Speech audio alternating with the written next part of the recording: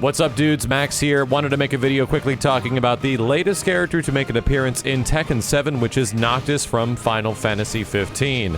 If any of you guys have been following the streams as of late, you would know that I played a whole bunch of Final Fantasy 15 over the past couple of weeks, and I absolutely loved it, and felt that this was kind of the perfect opportunity to jump into Tekken as the PC release of Final Fantasy 15, and this character showing up into Tekken happened right around the same time, essentially piquing my interest. I spent quite a few hours with NOCTIS in the training room, as well as playing a bit of him online, and kind of wanted to give you guys my impressions on the character and what's kind of happened with Tekken's guest characters, and hopefully where it's going from this point forward and what it sort of means for the future. NOCTIS essentially is a really interesting hybrid character in Tekken 7.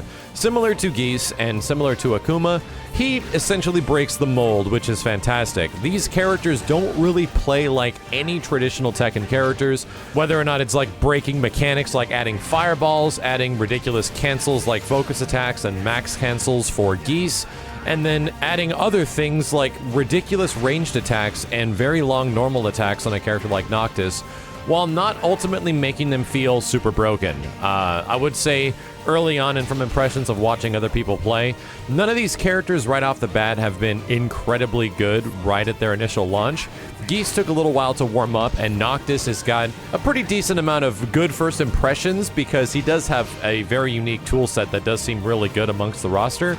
I'm not a Tekken 7 expert by any means because there's been so many damn fighting games, but the chances that I have had to play Tekken, these characters have been absolutely fantastic. I know that Akuma, when he eventually launched with the game in terms of Tekken 7 Fated Retribution, was ridiculously good. Like, he was insanely good, but then they sort of toned things down, got a better handle on what characters make for proper, like, balance in this game, and NOCTIS and Geese and the new version of Akuma are really good examples of that, and NOCTIS, once again, is insanely fun, dude. The amount of stuff that they were able to preserve from the game he's from, once again similar to Akuma and similar to Geese, is nothing short of ridiculously good game design. In terms of what you can do special move-wise, he has his forward 2, which is his Warp Strike from Final Fantasy 15, which is a mid-attack that lunges across the entire screen almost. This thing has a huge amount of range, and his Rage Drive is the critical attack Warp Strike, I believe. They go flying across the screen. It looks ridiculously cool and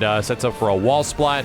A lot of the stuff with NOCTIS preserves so much of what he does in Final Fantasy 15 so well that it's really fun to see all these references now that I know where they come from. His unblockable attack is sort of the father or the specific special move from the Sword of the Father weapon in Final Fantasy 15. So that's some really nice additions. They threw in every normal weapon he kind of used in Final Fantasy 15 as well, between the Great Sword, the regular one-handed sword, the different attacks with the knives, the javelin, like almost everything is there outside of having a freaking gun, and that's all integrated into his special moves, and he has a pretty decent amount of specials. Like, it gets upwards of 50 to 60 different special attacks and different moves that he's got, so it takes a good amount of time to learn what to do with him. But when you learn what to do with him, the guy's flashiness and combo structure and everything like that is super fun, man. He's got a ton of corner carry. He's got the teleports that are integrated from what he does in the game as well. And it is really cool. Even if you mash on 2 or mash on Y or mash on triangle, whatever controller or console you're on, it pretty much does the Final Fantasy 15 like auto chain attack. If you were just to like hold down the attack button in 15, your character goes into a multiple amount of attacks, and this leads into a full like 5-hit strike with NOCTIS. And if you end it on the 3rd or 4th hit or so, it sends up for a launcher sort of situation, which is really good for wall carry. So it's crazy fun, man. This character is an insane amount of fun, just like how Geese was when he came out, and just like I was having with Akuma. I would say he's even more easy to use in terms of the other guest characters. I think he's a bit easier than Akuma and a bit easier than Geese because you don't essentially have to deal with like meter management and cancels and stuff like that. NOCTIS really doesn't have that. He's got a lot of really great mid attacks, decent damage that comes from launchers, and a lot of situations that could get really good damage from counter hit as well. His damage isn't really bad at all. In fact, he does some pretty nutty stuff if you land counterattacks with greatsword launchers. That shit is really cool, but overall, my entire first impressions of playing with the character have been resoundingly good. Like, I really have a lot of fun with them. So if you guys are looking forward to someone in Tekken that might not be as challenging meter-wise and management-wise as the previous two guest characters, then I would highly recommend checking out NOCTIS. And this is a good time, as there's probably a whole bunch more people playing the game because this is a mainstay Final Fantasy character, which is probably bringing in a whole bunch of folks to play Tekken 7 as well. Either way, I think this is also really good news for the future of whatever Harada is going to be doing, whatever the future of Tekken 7 might bring, because a lot of people are expecting this to be going further for more characters, whether or not they're going to bring back Lei and other characters that did not make it into Tekken 7, much less people anticipating that there would be more guest characters.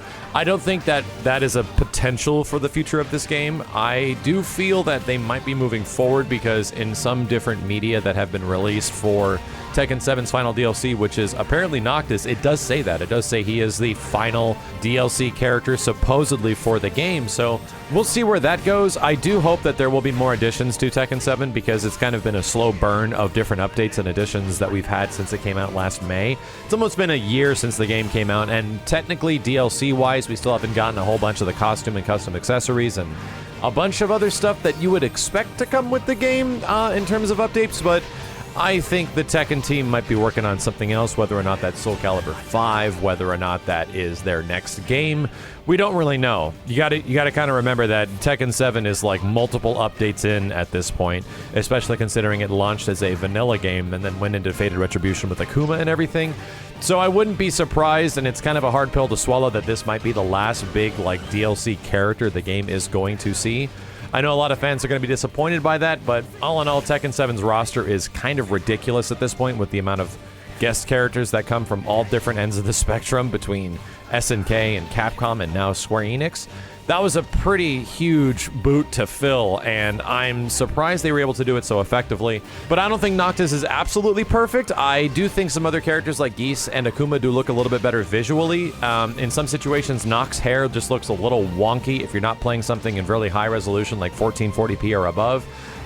It just looks a little grainy and really aliased, and it doesn't look great. And I do feel his facial animations and the way he overall looks doesn't look nearly as good, especially considering you throw in all like the sweating and physics and everything that Tekken 7 already does with his characters. It doesn't look perfect by any means, but he still looks amazing in combat. That's like the most important thing, is when Noctis doing all the stuff that he does in Tekken 7, it looks friggin' awesome, dude. Not to mention the fact that I also think he's a pretty good character to boot. But just visually, I felt there could have been some touch-ups in some ways. It doesn't look quite as good as Final Fantasy 15, but for Tekken 7 and it being what it is, a game that came out like back in 2015, it still looks great, and I highly recommend you guys check it out. That's about it for Noctis right now. I'm thinking of doing another stream pretty soon and firing up some more online matches. If you guys are looking forward to that, if you want to see a week of Noctis and Tekken 7, let me know in the comments below, and I'll be sure to get on that as soon as possible and get to editing. As always, guys, thank you a ton for watching. My name is Max, and I'll see you next time. これで終わりだよや